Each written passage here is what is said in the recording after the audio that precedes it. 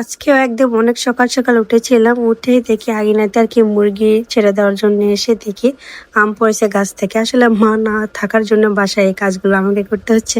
তাছাড়া মাই সবসময় কাজগুলা করে। তো আমটা খাওয়া যাবে কিনা সন্দেহ আছে, কেননা দুই দিকেই দেখলাম দাগ। তো আম দেখতে খুব ভালো লাগতেছিল। তো যাই হোক, তারপরে এখানে হচ্ছে আগের দিন আমার মা বাসা থেকে অনেকগুলো মানে শাক নিয়ে আসছিল গাছের। তো মনে করলাম এই শাকগুলো দিয়ে অর্ধেকটা ভাজি করবো আর কিছুটা দিয়ে খিচুড়ি রান্না করা যাক। তো কালকে রাতের কিছুটা ভাত ছিল, ওই ভাতের সাথে কিছুটা চাল দিয়ে শাকগুলো দিয়ে খিচুড়ি করবো। পাতলা খিচুড়িতে আমার মানে চালের থেকে শাকের পরিমাণ বেশি না দিলে ভালো লাগে না। তারপরে আদা রসুন বাটা, গরম মশলা, হলুদ, লবণ, মরিচ সবগুলো দিয়ে খুব ভালো মতো হাত দিয়ে মেখে দিচ্ছি।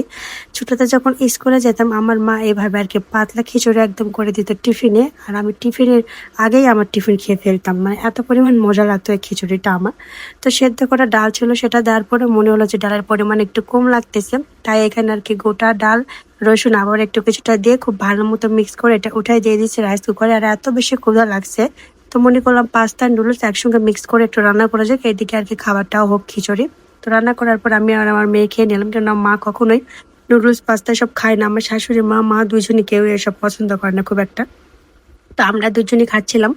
খাওয়া শেষ করতে করতে মানে অনেক মজা করতেছিলাম। আমি আর আমার মেয়ে একসাথে থাকলে মানে খাওয়ার কোন আইটেম করা যায় না করা যায়। পানি নিয়ে আসিনি, দুজনের এত পরিমাণ ঝাল লাগছে। পরে আমার মা আর কি এনে দিল। ফ্রিজ খুলছিলাম ডিম বের করার জন্য, পরে দেখি আমার মা চশমা রাখছে ফ্রিজে। বললাম যে কেন ফ্রিজে রাখছো? ওনার ধারণা যে ফ্রিজে চশমা রাখলে এই যে গ্লাসটা নাকি একদম ক্লিন হয়ে যায়। এটা কোনো কথা? তো নিজের মা, আর কি বলবো, হাসতেও পারতেছি না, ট্রোল করতেও পারতেছি না। তো এদিকে আমার খিচুড়িটা একদম রান্না হয়ে গিয়েছে গরম গরম। আর মা যখন রান্না করতো এটা আরো অনেক পাতলা করে রান্না করতো। তো আমার আসলে ওইভাবে হয় নাই। তো একটু লেবু নিয়ে নিয়েছি, লেবু হলে খিচুড়িতে আর আমার কিচ্ছুই লাগে না। এত পরিমাণে গরম ছিল, হাত দেওয়া যাচ্ছে না। আমিও নাছর বান্ধা, মানে গরমে হাত দিয়ে আমার খেতেই হবে। তো একটু একটু করে খাচ্ছিলাম লেবুর রস দিয়ে।